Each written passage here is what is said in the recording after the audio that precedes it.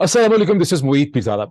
इस वक्त पाकिस्तान की पॉलिटिक्स के अंदर एक बहुत ही इंटरेस्टिंग ड्रामेटिक डेवलपमेंट्स हो रही हैं जिन्होंने गुज़िश्ता 24 घंटे के अंदर सरफेस किया। अब वो डेवलपमेंट्स हैं क्या? अ, और ये डेवलपमेंट्स इस किस्म की हैं कि अगर आप इनको अलग अलग देखें से बिगर पिक्चर आप समझ नहीं सकते, तो अगर किसी वक्त एनालिसिस की डॉट कनेक्टिंग की जरूरत है तो गालिबन कभी भी इससे ज्यादा नहीं थी जितनी इस वक्त है।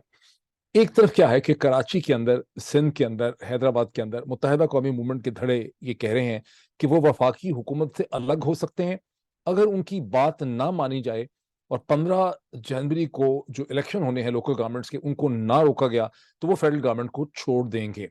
और खालिद मकबूल सदीकी साहब जो है इस बिहाफ पे वो मसलसल पोजीशन ले चुके हैं, बाकी एमक्यूएम भी इस पे पोजीशन ले रही है। और प्राइम मिनिस्टर पाकिस्तान जनाब शहबाज शरीफ साहब भी और पीपल्स पार्टी की को चेयरपर्सन आसिफ अली जरदारी साहब भी मुसलसल खालिद मकबूल सदीकी साहब से इस हवाले से इन टच हैं। और रात को देर गए तक 12 बजे के बाद तक इस हवाले से पीपल्स पार्टी की मशावरत, meetings, consultation, shuttle back diplomacy जो है हो रही है। दूसरी तरफ अगर अच्छा, अब ये बैकग्राउंड एक ये डेवलपमेंट है। दूसरी डेवलपमेंट यह है कि इससे एक दिन पहले, कुछ बहुत घंटे पहले, पाकिस्तान पीपल्स पार्टी की जो पंजाब पीपल्स पार्टी की हुकूमत है, सूबाई हुकूमत, उसने वो नोटिफिकेशन विड्रॉ कर लिया था जिसमें एग्जिस्टिंग लिमिटेशंस, हल्काबंदियों के हिसाब से इलेक्शन होने थे लोकल गवर्नमेंट्स के। और लगता था कि एक पैचअप हो गया है एमक्यूएम के दरमियान और पीडीएम की जमातों के दरमियान। और पीपल्स पार्टी और पीडीएम की जमातें जो थी, they were stretching back across the wall, they were bending back across the wall to accommodate the MQM. लेकिन उसके बाद जब ये सब कुछ हो गया और लगता था कि मामला सेटल हो गए, तो इलेक्शन कमीशन ऑफ पाकिस्तान जो है ईसीपी, अब आप यहाँ पे ईसीपी का जो कैरेक्टर और ईसीपी की जो एक्चुअल पोजीशन है पाकिस्तानी पॉलिटिक्स में, वो बड़ी अच्छी तरह से आपको नजर आएगी। ईसीपी ने कहा कि नथिंग डूइंग, ये 15 जनवरी से इलेक्शन किसी भी सूरत में कराची हैदराबाद के आगे नहीं जा सकते। दो डेवलपमेंट्स हो गई। तीसरी डेवलपमेंट जो है अब वो है जहां तहरीक इंसाफ तो धाड़े मार रही है कि गवर्नर पंजाब देर क्यों लगा रहे हैं, उनको फौरी तौर पे असेंबलियां तोड़ देनी चाहिए, 48 आवर्स से पहले तोड़ देनी चाहिए। और कानूनी तौर पर जब एक दफा चीफ मिनिस्टर साइन करके असेंबली भेजता है तो गवर्नर उसको तोड़े न तोड़े, असेंबली को डिसॉल्व या तहलील तस्वर किया जाता है विद इन 48 आवर्स। लेकिन गवर्नर पंजाब क्या फरमा रहे हैं? गवर्नर पंजाब ये फरमा रहे हैं कि असेंबली को डिसॉल्व करने का जो प्रोसेस है वो खासा लंबा होता है, ये पेचीदा प्रोसेस है, ये इतना आसान और सीधा नहीं है। और हमारे रास्ते में खासी पेचीदगियां हैं। और खास करके पेचीदगी ये है कि अगर अभी हम 14 या 15 तारीख को असेंबलीज डिसॉल्व हो जाती हैं तो फिर 15 जनवरी से 15 फरवरी, 15 मार्च, 15 अप्रैल, तो 15 अप्रैल तक 90 डेज के अंदर अंदर आपको जनरल इलेक्शन, आपको पंजाब और खैबर पख्तूनख्वा यानी पंजाब में इलेक्शन करवाने पड़ेंगे। और चूंकि उस वक्त माह रमजान होगा तो माह रमजान में इलेक्शन हो नहीं सकते। इसका मतलब है कि माह रमजान के शुरू होने से पहले, और माह रमजान मार्च में शुरू हो रहा है, तो उसके शुरू होने से पहले इलेक्शन करवाने पड़ेंगे। और उसके लिए इतना वक्त नहीं है इलेक्शन की प्रेपरेशन के लिए। खैबर पख्तूनख्वा की असेंबली के हवाले से जो चीफ मिनिस्टर महमूद खान को और उनकी कैबिनेट को इमरान खान ने बुलाया था जमान पार्क में मीटिंग के लिए, वो नहीं पहुंच सके। बताया जाता है कि वहाँ खराबी थी मौसम की। Of course this is not the right reason. अच्छा, और फिर इसके साथ एक डेवलपमेंट ये है कि एहसान इकबाल साहब ने एक प्रेस टॉक में ये फरमाया है कि तहरीक इंसाफ ने बहुत बड़ी गलती कर दी है पंजाब की असेंबली डिसॉल्व करने के फैसले से। और अब जो है इन्होंने तो खुद ही अपनी हुकूमत खत्म कर दी है, अब हमने खेलना है। और नवाज शरीफ और मोहतरमा मरियम नवाज साहिबा जो है विद इन 10 डेज पाकिस्तान में वापस पहुंच रहे हैं। जी, हो क्या रहा है अगर आप इन सब चीजों को स्कैटर्ड तरीके से देखें, बिखरे बिखरे तरीके से देखें, अलग अलग से देखें, अलग अलग पोजीशन देखें। एहसान इकबाल साहब की पोजीशन सुन लें कि हमें तो बहुत बड़ी अल्लाह ने फतह दे दी है। गवर्नर पंजाब की पोजीशन देख लें, एमक्यूएम की पोजीशन देख लें, ईसीपी की पोजीशन देख लें, पीटीआई की पोजीशन देख लें, खैबर पख्तूनख्वा के चीफ मिनिस्टर महमूद खान की पोजीशन देख लें, तो ऐसा लगता है कि ये अलग अलग से होने वाली डेवलपमेंट्स हैं। ये अलग अलग नहीं है, ये सब डेवलपमेंट्स एक दूसरे के साथ जुड़ी हैं। और सबसे इंपॉर्टेंट जो इसमें डेवलपमेंट है, जो की डेवलपमेंट है, जहां से हमें शुरू करना चाहिए इसका एनालिसिस करने के लिए, वो डेवलपमेंट है जहां एमक्यूएम जो गुज़श्ता कई दिनों से मसलसल ये कह रही थी कि वक्त आ गया है कि हमें वफाकी हुकूमत से अलग हो जाना चाहिए, हम अलग हो सकते हैं। जो पहले डॉक्टर फारूक सत्तार ने कहना शुरू किया, अब वो उनकी कंबाइंड पोजीशन है जिसको एक्सप्रेस कर रहे हैं खालिद मकबूल सदीकी। ये वो की पोजीशन है जो इस वक्त पाकिस्तानी पॉलिटिक्स की pulse and nature and direction of political change जो पाकिस्तान में आ चुकी है, उसको ये चीज रिप्रेजेंट करती है। एमक्यूएम कह तो रही है on the face of it कि हमें लोकल गवर्नमेंट के इलेक्शन हम ना होने देंगे, ना वो इलेक्शन होंगे, ना हम उनमें पार्टिसिपेट करेंगे।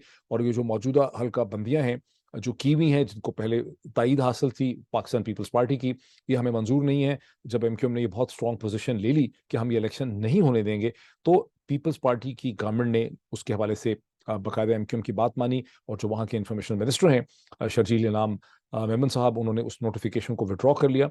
सो उन्होंने ये कहा कि ना तो इलेक्शन होंगे 15 तारीख को कराची के अंदर और हैदराबाद के अंदर, और ना ही, और वो जो जो जो नोटिफिकेशन था उन लिमिटेशंस का, उसको भी उन्होंने विड्रॉ कर लिया। सो टेक्निकली और लीगली स्पीकिंग सिंध हुकूमत की पोजीशन ये है कि अब इलेक्शन नहीं हो सकते।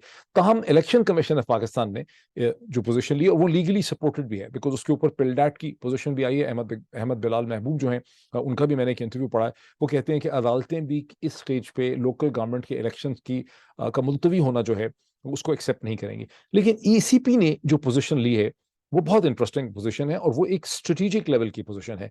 ईसीपी ने आफ्टर शर्जील इनाम मेमन की प्रेस कॉन्फ्रेंस और नोटिफिकेशन विड्रॉ करने के बाद, इलेक्शन कमीशन ने Pakistan under the leadership of Raja Sikandar Sultan took a very clear position कि किसी भी सूरत 15 जनवरी से कराची और हैदराबाद के इलेक्शन आगे नहीं जा सकते। और ईसीपी की रीजंस बड़े क्लियर हैं, लेकिन उसकी पॉलिटिकल सिग्निफिकेंस ये है कि this provides the pretext for MQM to bang the federal government. MQM जिसने पहले ही पीडीएम की जमातों को अंडर प्रेशर रखा है, जब ईसीपी कहती है कि हम यहाँ इलेक्शन करवाएंगे ही करवाएंगे, एमक्यूएम छोड़ जाती है।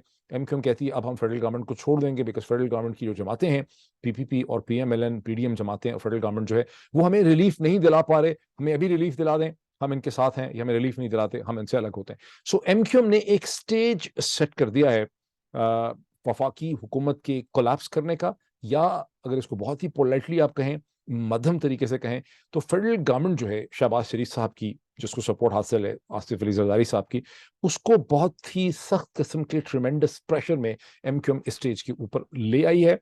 एमक्यूएम ले आई है, ये एमक्यूएम के पीछे कोई ऐसी ताकत खड़ी है जो ले आई है। That is for you to address the question in your mind. अच्छा, अब इस सूरत हाल में आप देख रहे हैं कि शहबाज शरीफ साहब खालिद मकबूल सदीकी साहब के साथ इन टच हैं, आसिफ अली जरदारी साहब इन टच हैं। अब से कोई मेरा ख्याल है आधा घंटा पहले, बहुत देर हो चुकी है आधी रात के बाद पाकिस्तान में, लेकिन पीपल्स पार्टी की बड़ी हाई लेवल की एक मीटिंग जो है उसका कराची में वो कंक्लूड हुई है, जिसको बिलावल जरदारी भुट्टो उसको लीड कर रहे थे, और उसमें कहा कि हमने बहुत इंपॉर्टेंट फैसले कर लिए हैं और एमक्यूएम भी उन फैसलों में शामिल है। इस वक्त पीडीएम की जमातों का मेन इशू ये है कि किसी तरह से एमक्यूएम को पीछे हटाया जाए, और एमक्यूएम को ये मौका ना दिया जाए कि एमक्यूएम कहे कि हम वफाकी हुकूमत से अलग हो रहे हैं, उसके हवाले से प्रेस कॉन्फ्रेंस कर दे। क्योंकि अगर वैसी प्रेस कॉन्फ्रेंस करती है तो प्रेसिडेंट आरिफ अलवी के हाथ में डंडा आ जाएगा, स्टिक आ जाएगी, कॉज एक्सक्यूज होगा। वो प्राइम मिनिस्टर शहबाज शरीफ साहब को ये कह सकते हैं कि prime minister you have lost the confidence of the assembly, और आपको एक वोट ऑफ कॉन्फिडेंस लेना चाहिए। यानी वो जो प्रोसेस था यलगार का, जिसे पीएमएलएन ने इनिशिएट किया था पीटीआई के खिलाफ पंजाब में, वो पंजाब से तो वो उन्होंने अपने आप को बचा लिया है, वो अब सेंटर का रुख इख्तियार कर रहा है। अभी इसमें डन डील नहीं है, ये हो सकता है कि फेडरल गवर्नमेंट यहाँ पे ना गिरे, खासी चांसेस है कि नहीं गिरेगी। लेकिन मतलब क्या है? मतलब यह है कि फेडरल गवर्नमेंट को तारे नजर आ गए हैं, फेडरल गवर्नमेंट को ये समझ आ गई है कि फेडरल गवर्नमेंट की इस वक्त पोजीशन और हैसियत जो है वो कितनी वुल्नरेबल है, कितनी कमजोर है। इसका क्या मतलब? इसका मतलब यह है कि कोई नवाज शरीफ साहब को, पीएमएलएन को ये बात समझा रहा है कि देखिए आपको कॉम्प्रोमाइज करना है, आपको हमारी बात माननी है, आप बहुत हार्ड पोजीशन न लें इस वक्त, हकीकतों को समझने की कोशिश करें। और वो हकीकत क्या है जिसे समझाने की कोशिश की जा रही है? वो हकीकत ये समझाने की कोशिश की जा रही है कि पंजाब और खैबर पख्तूनख्वा में अकेले ही इलेक्शन करवाना मुनासिब नहीं होगा। चीज़ें इस हद तक आ चुकी हैं कि इस मुल्क को अब एक जनरल इलेक्शन की तरफ जाना होगा, अब और कोई हल है नहीं। अब ये एक ऐसा कंसेंसस है जिससे टेलीविजन चैनल्स जो हैं उनके जो जो प्लानिंग होती है टेलीविजन चैनल्स की, अगले 2 महीने में क्या करना है, 3 महीने में क्या करना है, डिप्लॉयमेंट क्या करनी है, बजट क्या बनाने हैं, रिसोर्सेज क्या करने हैं, किसको हायर करना है, किसको हायर नहीं करना, कौन से प्रोग्राम लॉन्च करने हैं, कौन सी कैंपेन लॉन्च करनी, वहाँ बाकायदा टेलीविजन चैनल्स की जो एडिटोरियल बोर्ड्स और उनकी जो टॉप मैनेजमेंट है और जो उनके जो भी लोग काम करते हैं, उन्होंने ये कंक्लूड कर लिया अपने टीम पे कि अब पाकिस्तान में कहीं मार्च अप्रैल में जनरल इलेक्शन होने वाले हैं। क्या होने वाले हैं? जनरल इलेक्शन होने वाले। सिर्फ खैबर पख्तूनख्वा और पंजाब में नहीं, बल्कि पूरे पाकिस्तान में जनरल इलेक्शन हो जाएंगे। और पाकिस्तान का मीडिया जो है उसने अपनी उस हवाले से स्ट्रेटेजिक प्रिपरेशन शुरू कर दी है कि हमें बजट क्या करने हैं, टीम्स क्या बनानी है, डिप्लॉयमेंट क्या करनी है, इलेक्शन के हवाले से तैयारी क्या करनी है। बिकॉज जाहिर है इलेक्शन जो होते हैं उससे पीछे का जो 2-3 महीने होते हैं वो मीडिया के लिए बड़े अहम होते हैं। उसी में टेलीविजन चैनल्स की जो डेस्टिनी है उसका फैसला होना होता है। इलेक्शन और जंग, इस किस्म की जब चीजें होती हैं, वहां आप कौन सा चैनल उभरेगा, कौन सा चैनल कमजोर पड़ जाएगा, कौन से चैनल का अगले 3-4-5 साल पे फ्यूचर होगा, कौन क्या परफॉर्मेंस कर दिखाएगा, किसने क्या इलेक्शन सेल खड़ा करना है, उसमें क्या डिप्लॉयमेंट करनी है, इस किस्म की बातें जो हैं वो शुरू हो चुकी हैं। सो सिस्टम ने इस कॉन्सेप्ट को कबूल कर लिया है after the success of Pervez Elahi and PTI in winning the vote of confidence, कि पावर डायनेमिक्स और पैराडाइम में शिफ्ट आ गई है। अब पंजाब खैबर पख्तूनख्वा के साथ साथ पाकिस्तान में जनरल इलेक्शन होंगे और इस प्रोसेस को कोई रोक नहीं सकता। इस पे अगर एक मैं कमेंट कर दूं तो आपको अगले जो कमेंट्स उनको समझने में बड़ी मदद मिलेगी। देखिए, what I am going to say, ये कोई ऐसी चीज नहीं है जो किसी अक्लमंद शख्स ने, किसी पॉलिटिकल एनालिस्ट ने, किसी अहम शख्सियत ने, किसी सियासतदान या किसी टॉप एग्जीक्यूटिव ने मुझसे मेरे कान में कही है। बेसिक चीज है कि पावर के पैराडाइम के जो रूल्स अल्टीमेटली फिजिक्स के लॉ से जो है कंट्रोल होते हैं, और फिजिक्स का वो जो लॉ है that everything that goes up ultimately comes down. PMLN और नवाज शरीफ साहब का जो एक अरेंजमेंट था जनरल कमर जावेद बाजवा साहब के साथ, जिसके नतीजे में पावर खो देने के बाद दोबारा 2019 के अक्टूबर से नवाज शरीफ साहब का स्टार जो है वो राइज करने लगा, जब नवाज शरीफ और जनरल बाजवा के दरमियान कोई एक अरेंजमेंट और एग्रीमेंट हो गया, जिसके नतीजे में जनरल बाजवा ने प्लेटलेट की पूरी कहानी चलाकर अपने इस असर रसूख को इस्तेमाल करके नवाज शरीफ साहब को पाकिस्तान से लंदन पहुंचाया, जहां से फिर वो कभी वापस नहीं आए, जहां से उन्होंने अपनी पॉलिटिक्स को रिन्यू किया, और उसके बाद मसलसल उनकी जो ग्रिप थी पाकिस्तानी पॉलिटिक्स में उसमें इजाफा हुआ, और इमरान खान की जो गवर्नमेंट थी उसको अनपॉपुलर करके दिखाया गया। वहां से नवाज शरीफ साहब का सेकंड राइज जो है वो नजर आता है, जिसके नतीजे में नवाज शरीफ साहब ने अक्टूबर नवंबर और जो फिर इलेक्शन जो आर्मी चीफ की एक्सटेंशन हुई जनरल बाजवा की, उसको पीएमएलएन ने सपोर्ट किया। ये जो प्रोसेस चला, जिसको मैं कहता हूँ चला फ्रॉम अक्टूबर 2019, अक्टूबर 2020, अक्टूबर 2021, अक्टूबर 2022, ये आप देखते हैं 20, 21, 22, ये जो 3 बरस और कई महीने का जो ये प्रोसेस चला, ये प्रोसेस अपना पूरा साइकिल रन कर चुका है। अगर तो इलेक्शन हो जाते, जब इमरान खान ने कोशिश की थी कि हम इलेक्शन करवा देते हैं इन अप्रैल ऑफ 2022, पीएमएलएन के पास बहुत बेहतर चांसेस थे कि उन इलेक्शन, बिकॉज इमरान खान ने जो भी अपना रेटरिक पॉलिटिकल बिल्डअप किया था उसमें अभी इतनी जान पड़ी नहीं थी, तो पीएमएलएन के पास बहुत बेहतर अपॉर्चुनिटी थी कि वो उन इलेक्शंस में अब बहुत बेहतर परफॉर्म कर सकते थे, और ज्यादा चांसेस यही थे कि तहरीक इंसाफ और इमरान खान उन इलेक्शंस में उनको बड़ी मार पड़ती, जिसको आप पॉलिटिक्स में एंटी इनकम्बेंसी फैक्टर कहते हैं, कि 4.25 बरस से एक हुकूमत है, मसाइल हैं लोगों के, महंगाई के मसाइल हैं, जॉब्स के मसाइल हैं, और बड़े इश्यूज हैं, और गवर्नमेंट को मसलसल एक बैड प्रेस जो है वो मिल रहा था। लेकिन पीएमएलएन का दूसरा मसला था कि उनको अपने केसेस खत्म करवाने थे, उनको नैब के कानून को खत्म करना था, इलेक्ट्रॉनिक वोटिंग मशीन को खत्म करना था, ओवरसीज वोट को खत्म करना था। इसलिए उन्होंने सोचा कि हम 2, 3, 4 महीने जो है हुकूमत भी कर लें, और फिर वो सारा ड्रामा हुआ जब रात को अदालतें खुली, इमरान खान की हुकूमत को खत्म किया गया, घर भेजा गया, जो अब इन हाइंडसाइट अब पीछे मुड़ के देखेंगे पावर पॉलिटिक्स के एतबार से, इन अल्टीमेटली इन अ कंट्री जिसमें डेमोक्रेटिक पॉलिटिक्स किसी न किसी फॉर्म में उसका एक ट्रेंड एग्जिस्ट करता है, which is not middle east, तो वो एक बड़ी स्ट्रेटेजिक मिस्टेक की नवाज शरीफ साहब ने, जिसके नतीजे में अब आने वाले दिनों में उनकी सियासी जो ताकत है उसमें कमी हुई। उनकी सियासी ताकत में कमी इसलिए हुई कि उनके खिलाफ जो शोरश थी, जो रेजिस्टेंस थी पीटीआई और इमरान खान की, उसको सप्रेस करने के लिए उन्हें और एस्टैब्लिशमेंट को बहुत ज्यादा जोर लगाना पड़ा, सड़कों के ऊपर, इंटेलिजेंस कम्युनिटी के तौर पे, लॉ एनफोर्समेंट के जरिए, पुलिस के जरिए, एफआईए के जरिए, अदालतों के जरिए, और पीटीआई को और इमरान खान को और उसके साथ खड़े प्रेस को विक्टिम बनने का मौका मिला। और हर दफा जब ये एपिसोड इवेंट्स हुए, बहुत खौफनाक इवेंट्स भी हुए, उसके नतीजे में तहरीक इंसाफ की मकबूलियत में बेतहाशा इजाफा हुआ, और इमरान खान और नवाज शरीफ साहब की मकबूलियत में कमी हो गई। अब ये स्टेज एक ऐसी लेवल पे आ चुकी है जहां system, and by system I mean establishment, ने खुद ये रियलाइज कर लिया है कि इस पूरा जो ये पावर डायनामिक है इसको बहुत देर तक खींचा नहीं जा सकता। और अब वो नवाज शरीफ साहब को सिस्टम ये समझाने की कोशिश कर रहा है, उनका माइंड बनाने की कोशिश कर रहा है कि आप ये रियलाइज करें कि इस स्टेज पे अब इलेक्शन को बहुत देर तक रोका नहीं जा सकता। लेकिन पीएमएलएन जो है वो अभी तक बहुत कंफ्यूजन का शिकार है। उसकी इंडिकेशन गवर्नर पंजाब की पोजीशन से है, क्योंकि गवर्नर पंजाब जो कह रहे हैं उसकी कोई आईनी गुंजाइश नहीं है। उनके पास एक ड्यूली इलेक्टेड प्राइम मिनिस्टर जिसने अभी अपना चीफ मिनिस्टर जिसने अभी अभी अपना वोट ऑफ कॉन्फिडेंस जीता है, उसने एक समरी भेज दी है। उस समरी के बाद पंजाब असेंबली को तहरीर होना ही है, लेकिन गवर्नर जो है वो उसमें उजर ढूंढ रहे हैं। वो कह रहे हैं लंबा प्रोसेस है, और गवर्नर जो कुछ कह रहे हैं उसकी कोई कानूनी और कॉन्स्टिट्यूशनल पोजीशन नहीं है, लेकिन गवर्नर जाहिर है अंडर प्रेशर है फ्रॉम हिज ओन प्रिंसिपल्स, और उनके प्रिंसिपल कौन है? उनके प्रिंसिपल है नवाज शरीफ। अब दूसरी तरफ से एहसान इकबाल साहब कहते हैं कि जनाब बड़ा जबरदस्त काम हो गया है, अभी तो सब कुछ हमारे हाथ में आ गया है। ये बिल्कुल यबड़ी है, मतलब यबड़ी भी यबड़ी रेज टू पावर इन्फिनिटी है। इस वक्त अगर नुकसान किसी को हो रहा है जिसकी सिचुएशन बहुत ही पतली है तो वो पीएमएलएन है। पीपल्स पार्टी की शायद इतनी पतली ना हो एट दिस पॉइंट। तो अब वो कह रहे हैं कि नवाज शरीफ और मरियम वापस आएंगे, फिर उसके हवाले से फैसले होंगे। यहां पर जो डिजास्टर खड़ा हो गया है पीएमएलएन के लिए, इसको रोकना अब पीएमएलएन के लिए मुमकिन नहीं है। और इस्टेब्लिशमेंट, जो करंट इस्टेब्लिशमेंट है अंडर जनरल आसिम मुनीर के, वो क्लियरली इसमें अपनी ताकत को इस्तेमाल नहीं करना चाहती। अब अगर आपको क्विकली दो तीन स्क्रीन शेयरिंग कर दूं, फिर क्विक मैं कमेंट कर दूं, तो ये जो कुछ मैं कह रहा हूं इसकी मैं एक एविडेंस आपके सामने जो है मैं प्रोवाइड कर देता हूं। ये सबसे पहले मैं अगर आपको दिखा दूं, देखिए ये एक एनालिसिस जुल्करनैन ताहिर ने लिखा है डॉन के अंदर, where PMLN calculations went wrong. इसमें सिर्फ एक पैराग्राफ में अगर आपको पढ़ के सुना दूं तो आपको मेरा पर्सपेक्टिव समझ आ जाएगा। ये जो मैंने येलो में हाईलाइट किया है, primarily PPP senior leader Asif Ali Zardari and Chaudhry Shujaat Hussain of PMLQ were tasked with taking on board at least 10 MPAs of the PTI PMLQ ruling coalition in Punjab to snatch the majority from Mr. Elahi.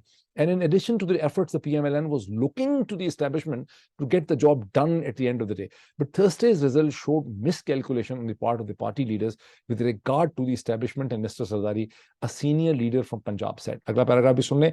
The PMLN PPP opposition managed to take 5 PTI lawmakers, Khurram Legari, Chaudhry Masood, Dost Muhammad Mazari, Faisal Chima, and Momina Waheed. However, it failed to win over the PMLQ, which has 10 members. Another PMLN leader said, though efforts were made to cause around 10 defections in PTI, but the fate of the previous turncoats and the absence of the required help from the powerful circles failed the PMLN and the PPP plan. Basically कहा यह जा रहा है कि जो जुर्म करना था हमारी मदद करने के लिए एस्टैब्लिशमेंट को या आईएसआई को या इंटेलिजेंस कम्युनिटी को, जो जुर्म करना चाहिए था, यानी इनमें से 3-4 और लोगों को अगर उठा लेते, डिटेन कर देते, पकड़ लेते, गिरफ्तार कर लेते, कुछ करते, तो फिर हमारी हुकूमत बच सकती थी, लेकिन उन्होंने हमारे लिए नहीं किया। Now this dovetails with that. 5-6 दिन पहले मुझे एक अमेरिकन सोर्स ने ये कहा था कि एस्टैब्लिशमेंट ने पाकिस्तान में ये फैसला किया है कि लाहौर के अंदर वो कोई बहुत मस्कुलर तरीके से इंटरवीन नहीं करना है, और जो इससे पहले एक स्क्रिप्ट और प्लान था उस पर अमल नहीं करना। ये वो चीज़ है जिसको मैंने अपने पिछले दोनों वीलॉग्स में मैंने इसका तस्करा किया था। मैंने साथ ये भी कहा था कि मैं 100% श्योर नहीं हूँ, लेकिन मेरा एनालिसिस यही कहता है कि इस पर्टिकुलर स्टेज में जब परवेज इलाही वोट ऑफ कॉन्फ्रेंस ले रहे थे, तो एस्टैब्लिशमेंट अगर कोई उसमें गंद कर सकती थी, उन्होंने डिसाइड किया कि हम इसमें वाकई इससे अलग थलग रहेंगे। इसका ये हरगिज मतलब नहीं है कि करंट एस्टैब्लिशमेंट प्रो इमरान हो चुकी है, प्रो पीटीआई हो चुकी है या एंटी नवाज हो चुकी है, लेकिन उन्होंने अपनी विजडम में, और वो अपनी विजडम में डिफरेंट तरीके से खेल रहे हैं। वो बलोचिस्तान में एक पॉलिटिकल रीऑर्गेनाइजेशन करते नजर आते हैं। वो एमक्यूएम के धड़ों को उन्होंने इकट्ठा कर लिया है ताकि एमक्यूएम का एक कंबाइंड अलायंस जो है वो पीटीआई को एक मुमकिन इलेक्शन के अंदर जो है वो चैलेंज कर सके, और पीटीआई का जो कराची के अंदर होल्ड है उसको वीक कर सके। तो वो किसी एक डायरेक्शन में नहीं खेल रहे, वो आगे से प्लानिंग करते नजर आ रहे हैं कि अगले 3-4 महीने में जब भी इलेक्शन होंगे हमने अपने आप को कैसे लेवरेज करना है। लेकिन इस स्टेज पे वो इस नतीजे पे लगता है सिस्टम पहुंचा है कि नवाज शरीफ साहब की मजीद बहुत ज्यादा मस्कुलर तरीके से, बहुत खुल के उनकी मदद नहीं की जा सकती। अब नवाज शरीफ साहब on the other hand of course की अपनी बड़ी ग्रीवेंसेस हैं, जैसा कि मैंने आपको पिछले व्लॉग में बताया था कि नवाज शरीफ साहब जो हैं उन्होंने बड़ी स्ट्रांगली ये पूछा है कि हमारे साथ क्या हुआ, ये क्या है वजह कि ये लोग जिनको नहीं पहुंचना था पंजाब असेंबली के अंदर ये पहुंच गए। तो on the face of it, जो अगर आप टेलीविजन चैनल के टिकर्स देखें तो वहां ये कहा जा रहा है कि वहां ये कहा जा रहा है टेलीविजन चैनल्स के टिकर में कि जो पीएमएलएन की पॉलिटिकल लीडरशिप है उसका कसूर है, उसने ठीक मैनेज नहीं किया। लेकिन बेसिकली जिस चीज़ पे अफसोस हो रहा है, जिस चीज़ का दुखड़ा है, जिसका दुख है, वो ये कि इस्टेब्लिशमेंट से जो तवक्को थी कि आखिरी 2-4 घंटे में उन्होंने जो मदद करनी थी वो उन्होंने नहीं की। अब दूसरी तरफ से मैसेज क्या आ रहा है उसको, इसको अगर आप साथ देख लें। ECP rejects Sindh government's request, says LG polls across province to be held on January 15th as planned। वही चीज़ है जिसका मैंने पहले आपके सामने जिक्र किया। इसके साथ अगला भी देख लेते हैं, ये बहुत interesting.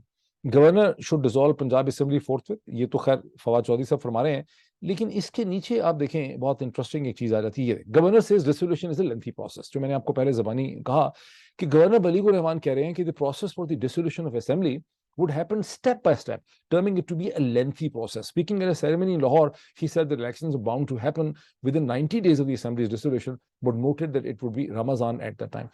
If we schedule the by-polls earlier, we won't have enough time for preparations, he said. He added that the opposition leader...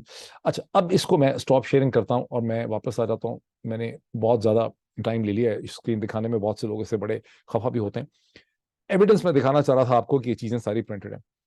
PMLN का माइंड बनाया जा रहा है। सिस्टम इस नतीजे पे पहुंचा है कि पाकिस्तान अब एक ऐसी ऐसी नहज पे आ चुकी है पूरी पॉलिटिक्स कि इसमें मजीद जोर आजमाई करने से, पंजा आजमाई करने से, मस्कुलर चीजें करने से, मजीद साजिशें करने से, वो जो पूरी चीज थी कि इमरान खान को जेल में डाल दें, इमरान खान को ये कर दें वगैरह, इन सब चीजों का कोई रिजल्ट नहीं निकलने लगा। और सिस्टम ये चाह रहा है कि नवाज शरीफ साहब पीएमएलएन कन्विंस हो जाएं कि जनरल इलेक्शन का माइंड वो भी बना लें और जनरल इलेक्शंस होंगे। उन जनरल इलेक्शंस में क्या होगा, सिस्टम उन जनरल इलेक्शंस को कैसे मैनेज करेगा, पीटीआई को किस हद तक इमर्ज होने दिया जाएगा, कराची में क्या होगा, बलूचिस्तान में क्या होगा, साउथ पंजाब में क्या होगा, खैबर पख्तूनख्वा में क्या होगा, ये जो दहशतगर्दी का पूरा स्पेक्टर चल रहा है ये कैसे प्ले आउट करेगा, ये सब चीजें जो हैं इस पर कोई हमें फाइनल कॉन्टूर या शक्ल इसकी नजर नहीं आती। एक चीज की शक्ल हमें नजर आ रही है कि सिस्टम इस लॉजिकल कंक्लूजन पे पहुंचा है कि पाकिस्तान में आम इंतखाबात को अब बहुत देर तक नहीं रोका जा सकता। सिस्टम की एक सेंस बनती चली जा रही है जिसको मीडिया ने पिक कर लिया है अपनी बजट मेकिंग के प्रोसेस के अंदर, अपनी इलेक्शन सेल बनाने के प्रोसेस के अंदर, कि पाकिस्तान में मार्च या अप्रैल के अंदर इलेक्शन हो सकते हैं। इससे कहीं बहुत ज्यादा आगे इलेक्शन जाते नजर नहीं आते। इस वक्त पीएमएलएन अपने थी जरूर सोचती है कि कोई ऐसा मुआवजा हम कर दें, कोई मिरेकल कर दें, कोई ऐसी नेगोशिएशन हमारी हो जाए, कोई ऐसी डील हो जाए कि हम इस चीज़ को मजीद थोड़ा सा लटका सकें। लेकिन ऐसा लग नहीं रहा। और मेरी कुछ अंडरस्टैंडिंग ये है कि पीपल्स पार्टी भी कुछ दिल से अपनी जहनी तौर पर इस वक्त पीएमएलएन के साथ नहीं है। वो भी यही कंक्लूड कर रहे हैं कि इलेक्शन जो है वो होने ही पड़ेंगे। और लेकिन वो खड़े ज़ाहिर है पीएमएलएन के साथ आपको खड़े नजर आते हैं स्टेज पे। तो ये इंपॉर्टेंट चीज़ है। जो ये सारी चीज़ें आप देखते हैं कि एमक्यू क्या कह रही है, क्यों कह रही है, वो सब चीज़ें जो है क्लियर हो जाती हैं जब इस चीज़ को आप इस तरह से देखें। सो लेट्स सी कि अगले चंद घंटों में क्या होता है। Then I will come back with more analysis on that. Thank you.